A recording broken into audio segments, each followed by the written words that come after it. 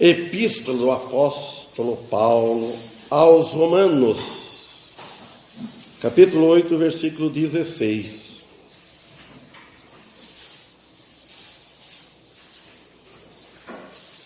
Então, Paulo escreveu aqui assim: o mesmo Espírito testifica com o nosso Espírito que somos filhos de Deus. A século XXI, ela diz assim: o próprio Espírito dá testemunho com o nosso Espírito de que somos filhos de Deus. Olha, irmãos, filhos de Deus. Nós somos filhos de Deus adotivos. Quando a gente aceita Jesus, nós somos filhos adotivos. E no Evangelho de João, também Jesus disse no capítulo 1, versículo 12, ele fala: mas, olha o mas a todos quantos o receberam, deu-lhes o poder de serem feitos filhos de Deus, aos que creem no seu nome. Então, no Evangelho de João, também no versículo, capítulo 1 e 12, que é um versículo de cor que nós sabemos, então ele fala que nós somos filhos de Deus, a todos quanto o receberam. Todos que receberam Jesus, ele dá-lhe o poder, o privilégio de passar a ser filhos de Deus. Os seres humanos decaídos não são filhos de Deus por natureza. Falando de todos os seres humanos, o homem natural, ele não é filho de Deus, é criatura de Deus. Então, este privilégio somente são daqueles que chegam à fé em Cristo Jesus. Filhos adotivos. Porque nós recebemos o Filho. Nós recebendo o Filho através do novo nascimento. Aí passa a ser filhos adotivos. Aí ele disse que o Espírito, o próprio Espírito Santo, ele dá testemunho, ele nos dá essa certeza, com o nosso Espírito, letra minúscula, de que somos filhos de Deus. Por que vão dizer que nós não somos filhos de Deus? Se o Espírito Santo nos diz, ele testifica, ele dá testemunho que nós somos filhos de Deus. Ou seja, o testemunho conjunto do nosso próprio Espírito com o Espírito Santo.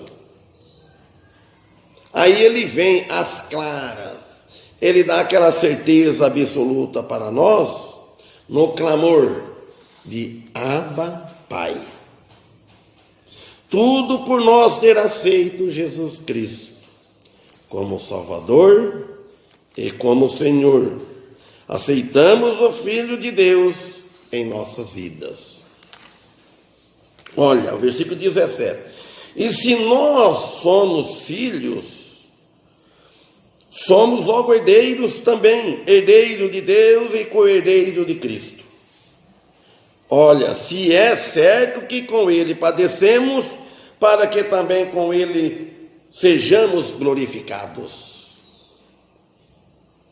Herdeiro de Deus e co-herdeiros de Cristo. E por isso nós fomos enriquecidos. Ficamos ricos do mais alto de todos bens que possa existir na face da terra, toda a riqueza que existe neste mundo, o nosso enriquecimento é o mais alto de todos. Por quê? Porque tudo pertence a Cristo, pertence a nós também. Tudo que pertence a Ele, pertence a nós também. Os céus pertence a Cristo, Ele veio dos céus e pertence a nós também, sem nós merecermos nada, nada. Só pela graça e misericórdia de Deus. Assim como todos os filhos em uma casa são herdeiros dos bens materiais do pai. Olha bem, os filhos herdam. E da mesma semelhança, também juntamente com o nosso Senhor Jesus Cristo, sejamos glorificados.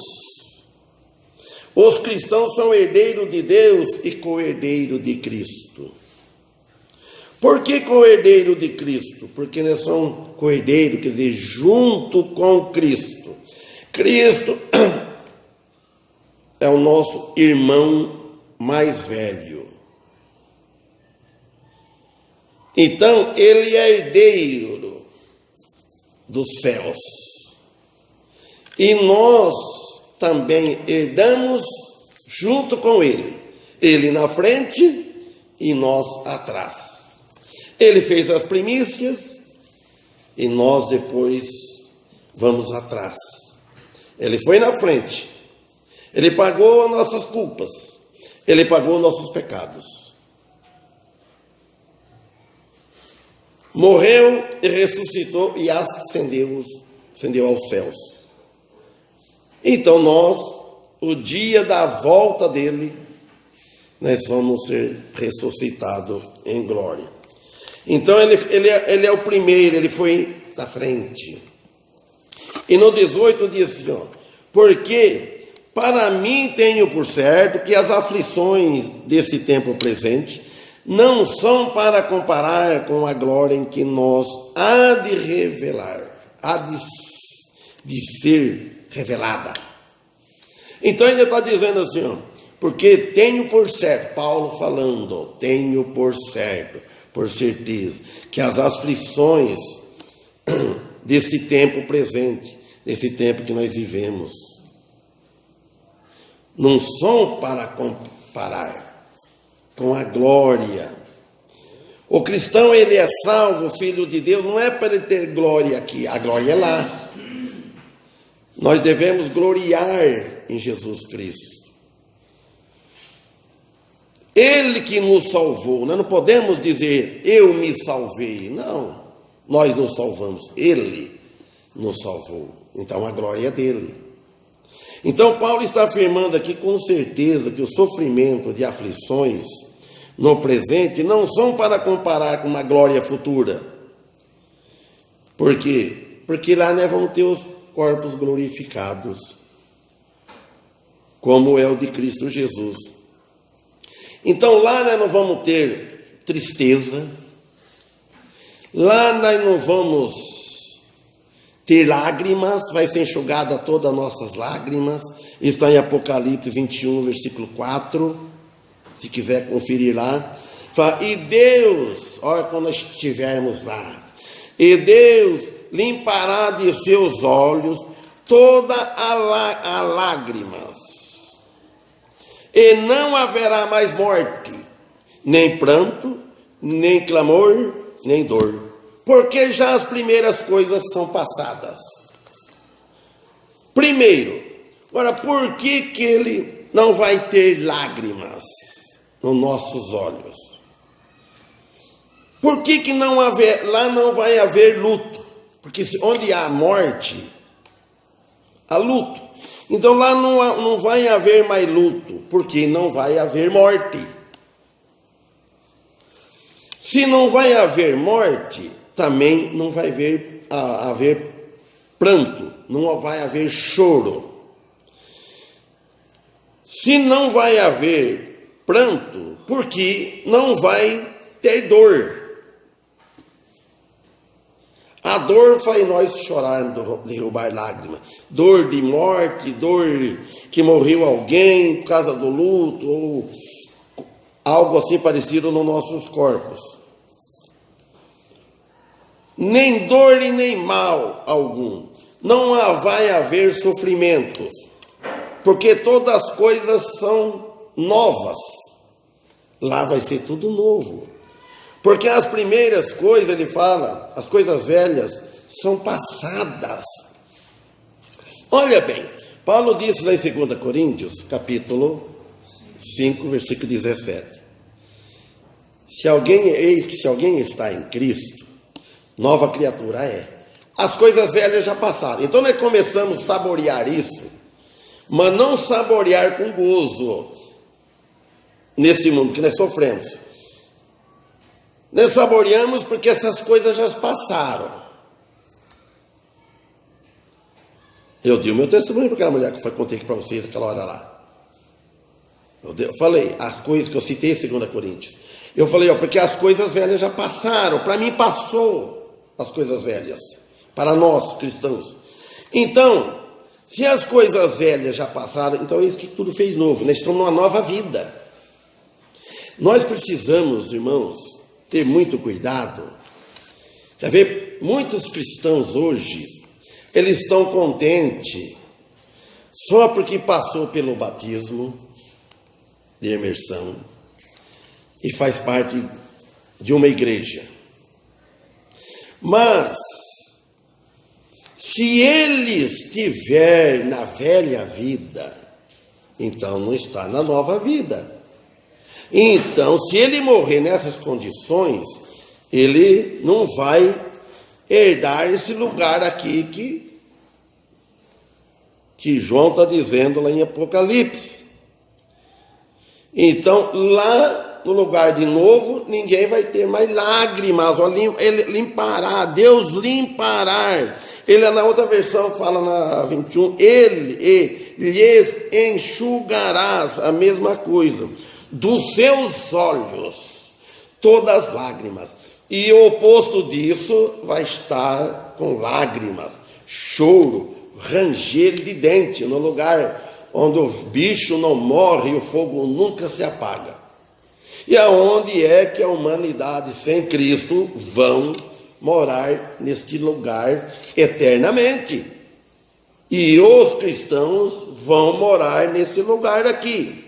Então, a igreja militante, a igreja que milita, a igreja que trabalha, a igreja triunfante, se une ali para um culto, como diz lá em Hebreus capítulo 12, 22, 25, e um dia o povo de Deus estará ali com Cristo para sempre, porque o céu é o lugar de descanso. Nós cristãos estamos aqui, a nossa alma está descansada, a nossa alma, o lugar dela está garantido lá com Jesus. O corpo ainda não, o corpo ainda sofre as consequências. Agora no versículo 19 de Romanos 8, ele diz: porque a ardente expectação da criatura espera a manifestação dos filhos de Deus. E a outra diz assim: pois a criação aguarda conscientemente a revelação dos filhos de Deus. Pois a criação aguarda ansiosamente a revelação dos filhos de Deus, a manifestação dos filhos de Deus. Será no reino milenar, quando na glória os filhos de Deus irão glorificar a Deus para sempre. Olha, o cristão hoje não deve desanimar por causa de sofrimento, por causa das dificuldades, porque ele deve começar, depois que ele aceitou Jesus, glorificar o nome de Deus, o nome de Jesus, o nome do seu Salvador, servir a Ele em todos os lugares e na igreja, porque nós começamos já aqui. Vocês sabem que aqui onde nós estamos, aqui neste mundo, o mundo é como uma rodoviária. Na rodoviária você chega, ela tem o destino em cada lugar que você vai, que nós vamos. E aqui neste mundo é essa rodoviária. Então aqui nós sabemos para onde nós vamos. Quer ir para os céus? Tem que aceitar Jesus. Quer ir para o inferno? Não precisa fazer nada. Nada. Basta ficar a vida do jeito que está. Continuando, gozando deste mundo. Por que nós cristãos vamos querer gozar aqui? Porque esse gozo aqui, ele é curto. A gente vem e pensa assim, nós temos que aproveitar enquanto é novo. A velhice chega, irmãos, chega. A gente não sabe o dia da manhã. Nós não sabemos o dia do fim da nossa vida.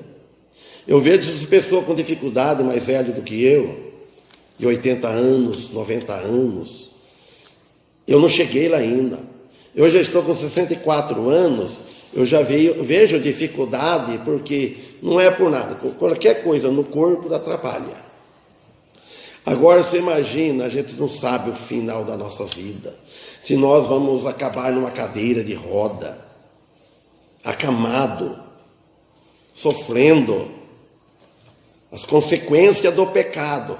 Mas felizardos aquele que estiver com os pecados pagados na conta de Jesus.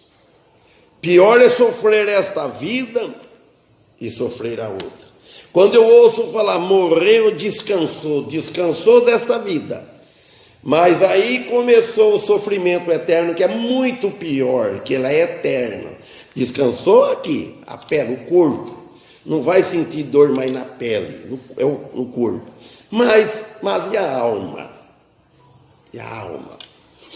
Então, a nossa comunhão com Deus e com os outros cristãos jamais quebrará.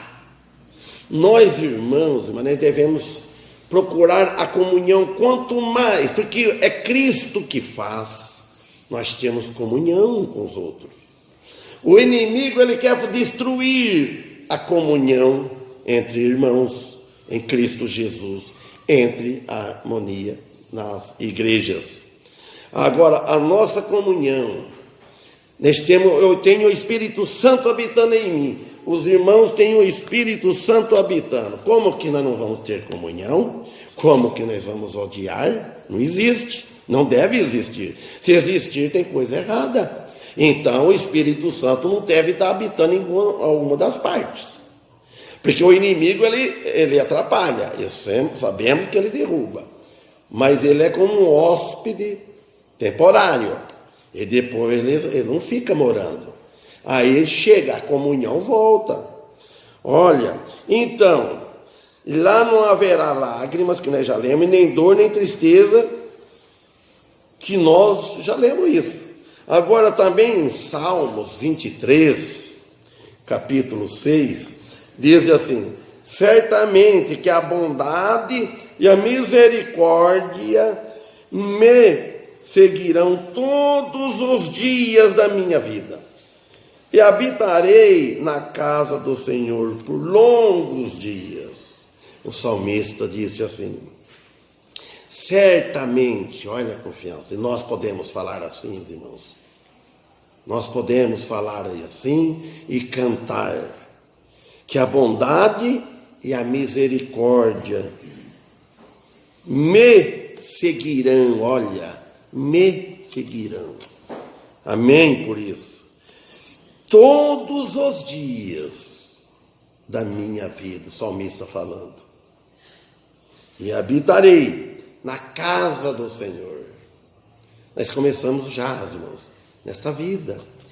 Versículo 20 do 8. Porque a criação ficou sujeita à vaidade, não por sua vontade, mas por causa do que a sujeitou. ela ficou sujeita à inutilidade. Outra versão diz, não por sua vontade, não é, mas por causa daquele que a sujeitou.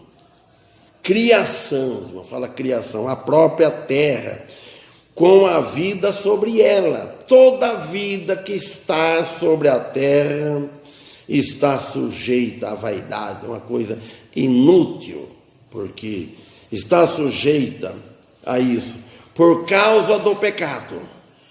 O pecado está em toda parte. E está também na nossa carne, no nosso corpo.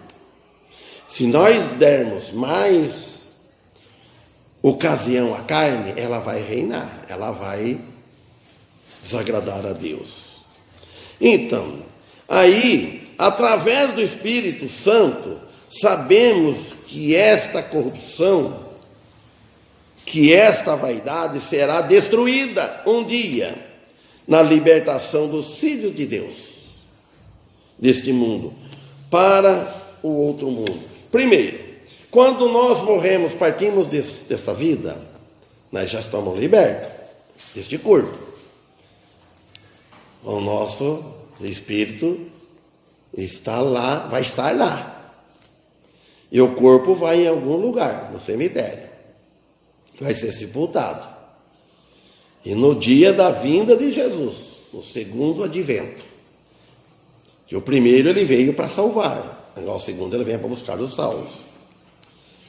E no 21 ele diz, na esperança de que também a mesma criatura será libertada da servidão, da corrupção, para a liberdade e da glória dos filhos de Deus. Na esperança de que também a própria criação será libertada do cativeiro, diz a outra versão, da degeneração, para a liberdade e da glória dos filhos de Deus. Aí pronto. A revelação dessa esperança da glória fará mais do que apagar o dano, o prejuízo feito por Satanás. Satanás destruiu a raça humana e Satanás continua ainda. Significa que a transformação, enobrecimento e o regozijo trazido pela manifestação de Deus em cada um de seus filhos. Cada um de nós que somos filhos de Deus, irmãos, temos a manifestação do Filho de Deus, da Trindade, de nosso Senhor, o Espírito Santo habitando em nós, nos alimentando, nos animando, nos guiando a todo momento a nossa consciência. Nós devemos ir pelas Escrituras. O Espírito Santo nos ilumina cada pensamento nos pensamentos. Quando nós desafinamos, erramos no alvo, porque é muito fácil errar o alvo. É só você tirar de fazer a vontade de Deus. Mas o Espírito Santo, ele acusa. Então a glória será a ser revelada. Aparecerá quando os filhos de Deus forem revelados em uma única natureza, única. Por quê? Hoje nós estamos em duas naturezas. A natureza divina, a natureza de Cristo, e a natureza da carne, que é a natureza adâmica, de Adão. Quando nós perdemos a paciência um pouquinho, é a natureza da carne, é a carne. E quando nós brotamos o desejo de nós servir a Deus, é a natureza divina. Então, é isso. Então, quer dizer, e a regeneração de todas as coisas na ordem criada corresponde à liberdade na glória, quando será desfrutada pelos filhos de Deus. Toda criatura será libertada. Por enquanto não. Nós somos libertados da condenação eterna. Do pecado, da condenação, da culpa, nós somos libertados para sempre. Mas do pecado cotidiano que tem, nós não estamos libertados ainda. Então, corremos o risco de pecar a todo momento. A todo momento. Quanto mais nós vigia, melhor é. Quando a gente, irmãos, evita de cair no pecado, dá glórias a Deus, graças a Deus. Eu venci mais um. Pela misericórdia de Deus. Que nós percebemos quando nós pecamos. Nós percebemos quando nós estamos desagradando a Deus. Nós percebemos. Porque o Espírito Santo fala nas nossas consciências. Antes de sermos convertidos, eu lhe lembro bem, e cada um dos irmãos também lembra, que nós não tínhamos essa outra natureza. Nós não tínhamos esse instinto nós de arrepender, de humilhar, de pedir perdão. Quando? Quando que a gente fazia isso? Nunca. Nunca. Você não pedia desculpa. Se pedisse desculpa, é uma coisa passageira. Oh, desculpa aí. Mas não é uma coisa de arrependimento. Quando é que você pedia perdão? Quando é que nós orávamos por alguém? Quando é que alguém pisasse no nosso pé, nós ficava calado? Quando eu vi que alguém tinha qualquer coisa não chamasse atenção, você abaixava a cabeça, de maneira nenhuma. Agora, quando chegar, irmãos, será libertado da servidão, da corrupção, até os animais, falando do milênio, até os animais, quando chegarmos lá, não vão ser mais carnívoros. Por que não vai ser? Porque Satanás vai estar preso. Satanás hoje, até os animais, sofre, geme por causa dele. Por causa do mundo sujeitou ele. Quando Adão e Eva sujeitou, desobedeceu, entrou. Aí ele tomou posse dessa velha natureza do homem. E vem até hoje, vem. Tudo tem o nervo na flor da pele. 22. Porque sabemos que toda a criação geme e está juntamente com dores de parto até agora. Geme e agonia. Então, a atual condição da criação não é sua condição final. Essa condição que nós estamos agora não é nossa no final. É como uma mãe que geme com as dores de parto. Não começa com a dor de parto, só a mulher que sabe, a mãe. Sofre. Mas você sabe de uma coisa que ela sofre com prazer, com alegria, com gosto. Dor, às vezes chora, mas está chegando, está esperando, chegando aquela hora que vai ter um filho, vai ser mãe. E nós também. Então ele está fazendo a mesma comparação. A criação inteira tem um destino planejado por Deus. E deseja ardentemente, com fé e esperança, que será cumprido no final. Olha, todos têm um destino. Deus já sabe, antes de nós vir ao mundo, Deus já sabe, antes de antemão, o que nós vamos escolher, qual é o destino que nós vamos escolher. Ele não espera, não precisa chegar para ele saber.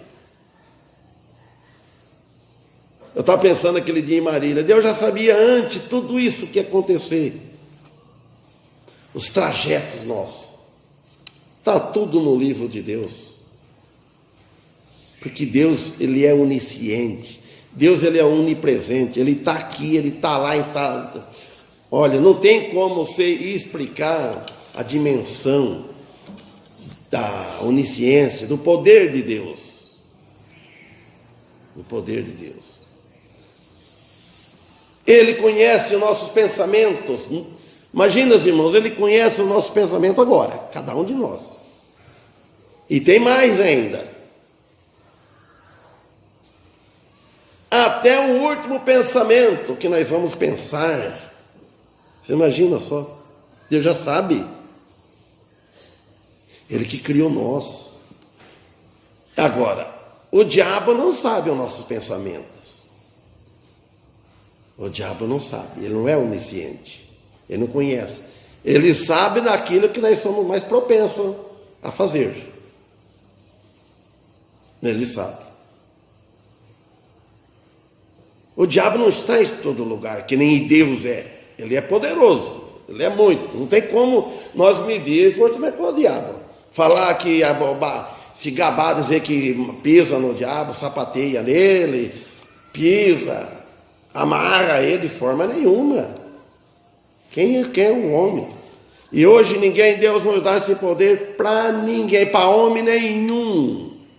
Homem nenhum hoje, pode ser o mais espiritual que seja. O poder é de Deus, ele tem poder, ele usa o poder como ele quer. Olha que nós oramos e pedimos a Deus, que uma pessoa sare, se é da vontade dele, mas é com ele. Ninguém de nós faz isso. Então, versículo 23. E não só ela, falando da criação, mas nós mesmos que temos as primícias do Espírito, também gememos em nós mesmos, esperando a adoção, a saber, a redenção dos nossos corpos. Temos os primeiros frutos. Nós temos primeiro. Qual é o primeiro fruto que nós temos quando nós convertemos? Quando nós recebemos o Consolador, o Espírito Santo. Primícia do Espírito Santo, é o começo da nossa salvação. Temos o Espírito Santo como se fosse uma primeira prestação paga.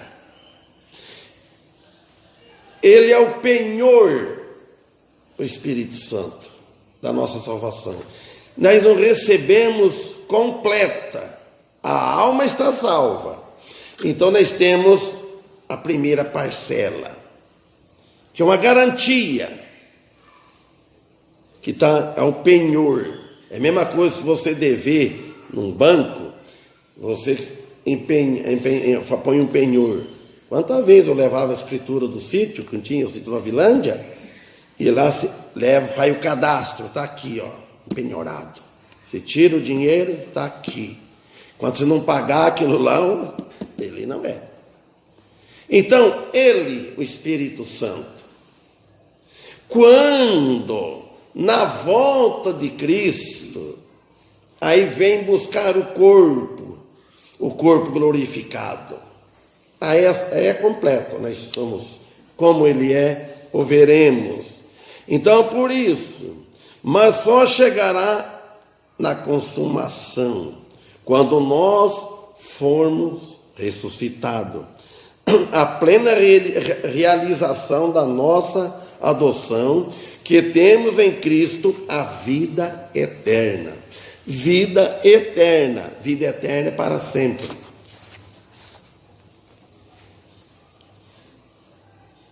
Então, se é vida eterna, irmãos, a vida eterna é uma vida sem fim.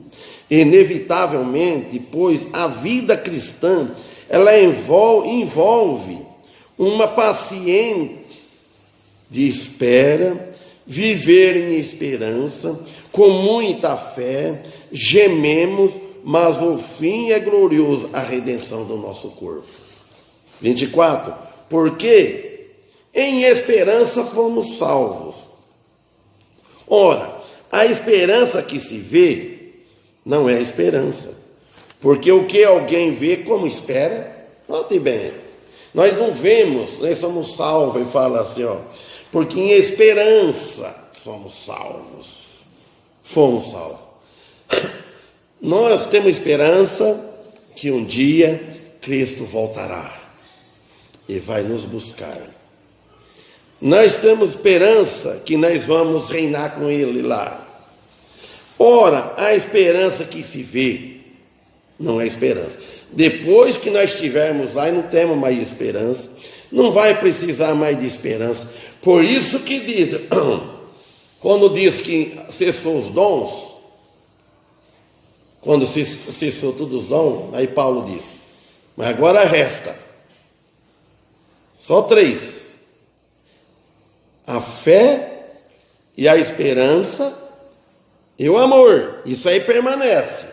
Fé, os dons de cura, dom de língua, dom de todo o contexto, dom que diz em 1 Coríntios, cessou. Porque ele diz, quando vier o perfeito, cessou, que é a Bíblia, é o conhecimento. Quando ele estava ainda lá, ele não estava completo o conhecimento, porque não tinha Bíblia. Não está falando de Jesus, que é o perfeito. Ele é perfeito, mas quando ele falou lá, é o conhecimento. É a Bíblia, cessou. Mas permanecem esses 3, fé, esperança ou amor. Mas o maior desses 3 é o amor. Um dia na casa, não sei de quem, irmão, fazendo estudo, estudando assim, eu fiz essa pergunta. Mas Batista, agora explica por quê. Por que ele fala que o maior desses 3 é o amor? Isso foi falado várias vezes. Você vê a pessoa não está no culto, que fala, não sabe. Porque a fé não vai precisar ter lá mais. Porque está vendo ele, não vai precisar ter fé mais em Jesus. Aí a esperança não vai precisar esperar mais. Você já está lá, chegou. Agora o amor vai continuar, porque você vai continuar amando ele. O amor permanece para sempre. Sempre nós vamos estar amando o nosso Senhor Jesus. Porque foi ele que nos salvou. Foi por causa dele que nós estamos lá. Agora lá em Hebreus também, no capítulo 6, versículo 18, 19 e 20, diz assim: para que por 2 coisas imutáveis, mas nas quais é impossível que Deus minta, tenhamos a firme consolação, nós os que pomos o nosso refúgio em reter a esperança proposta. Então eu falei aqui, 2 coisas imutáveis, que é impossível que Deus não minta. E é nesse Deus que nós pomos o nosso refúgio, a qual temos como âncora da alma segura e firme, e que penetra até o interior do véu, onde Jesus, nosso precursor, entrou por nós, feito eternamente sumo sacerdote, segundo a ordem de Melquisedeque. Se note bem, a qual temos como âncora. A âncora é no navio, né? Um peso que solta, se joga e se segura, o barco, né? Então Jesus, ele é nossa âncora, onde nós estamos como assim, amarrado nele. Ele que nos segura, a âncora da nossa alma, e firme, que penetra até o interior do véu. Onde Jesus, nosso precursor, ele entrou, ele foi na frente de nós, entrou por nós, feito eternamente, sumo sacerdote, ele é o sumo. Falando em sumo, quando eu estava trabalhando em Bauru, na construção lá, eu ia na gabina do caminhão, sempre eles me chamavam, eu ia no meio de 2 da Cristã do Brasil, no meio. E saía qualquer coisa, eu pegava a Bíblia. Olha, eles batia comigo, além do serviço, depois eu abria a Bíblia, essa Bíblia que eu tenho aqui, tudo marcado. Falei, mas ô Sebastião, parece que aumenta a Bíblia. Falei, não, isso aqui é passagem, uma coisa de dicionário, tudo. Aí a gente começou a criticar que não tem pastor hoje. Jesus que é o pastor. Falei, Jesus, ele é o sumo pastor. Aí expliquei para eles o que era dizer pastor. Então aqui ele é o sumo sacerdote, segundo a ordem de Melquisedeque. Melquisedeque é um personagem bíblico do livro de Gênesis, que intergiu com Abraão quando este retornou vitorioso da batalha de Sidim. É descrito como o rei de Salém e que não deixou descendência, esse Melquisedeque. Então, no versículo 26, e da mesma maneira também o Espírito Santo ajuda as nossas fraquezas, porque não sabemos o que havemos de pedir, como convém, mas o mesmo Espírito intercede por nós com gemido inexprimíveis. Note bem. O Espírito Santo nos ajuda nas nossas fraquezas. Olha bem, amém por isso. Porque a fraqueza nossa é muitas. Quase sempre. E Ele nos ajuda. Ele não é igual o homem ajuda só quando você está forte. O homem e o amigo só ajudam quando você está com dinheiro, quando você está no auge. Se você estiver pobre, ninguém ajuda. Se estiver pobre, perdeu, ninguém quer ajudar. E o Espírito Santo nos ajuda nas fraquezas, porque nas fraquezas nós procuramos a Deus. Porque Ele nos faz nós humilhar. É o Espírito Santo que habita em nós que faz nos humilhar e pedir por ajuda. E a intercessão do Espírito Santo por nós, com gemidos inexprimíveis, indizíveis, que não pode dizer. Aqui está marcado o significado da oração, mas também que sem o Espírito Santo tudo é ou será em vão. Por isso que o ímpio não ora, não adianta orar, pedir, é tudo em vão. Ele intercede por nós com gemidos inexprimíveis. Não são gemidos do Espírito Santo, mas sim são os nossos gemidos de dores, sim, que vem do coração, que só Ele mesmo sabe. Por isso, o Espírito Santo não precisa que Ele vai gemer para nós, não, é o nosso gemido, porque Ele conhece lá de dentro dos nossos corações. Ele sabe aquilo que nós não podemos falar adequadamente, Ele nos corrige. Por isso, aquele que examina os corações, versículo 27, para nós pararmos aqui. Aquele que examina os nossos corações, sabe qual é a intenção do Espírito. E é Ele que, segundo Deus, intercede pelos santos. Que examina o coração, quer dizer, Ele esquadrinha, falando de Deus, o Pai, que sabe qual é a intenção nossa do coração. Do Espírito Santo é a realizar em nós, nos fortificar, fazer a vontade de Deus. O Espírito Santo, Ele habita em nós, Ele trabalha nas nossas consciências. Quem não tem o Espírito Santo não tem amor. Quem não tem o Espírito Santo não tem bondade. Quem não tem o Espírito Santo, olha, é muitas coisas. Ele é mau. Então, ou seja, em nossa vida, não são os nossos desejos pessoais, ou seja, o Espírito Santo não é um mensageiro glorificado, e sim o Consolador. O Consolador que nos consola. Jesus disse assim, falou para os discípulos, eu vou para o meu Pai, não vou te deixar-vos órfãos, mas enviarei outro Consolador, porque ele consolava. Ele consolava. Depois que Ele enviou o Consolador. Antes não tinha o Consolador. O Espírito Santo trabalhava de uma forma diferente. No Antigo Testamento. Antes de Jesus subir aos céus. Antes. Porque o Espírito Santo, Ele trabalhava, Ele visitava, Ele falava. Por isso que era diferente. Hoje Ele fala nas nossas consciências. Nós Ele manifestava. Em sonho, em visão, etc.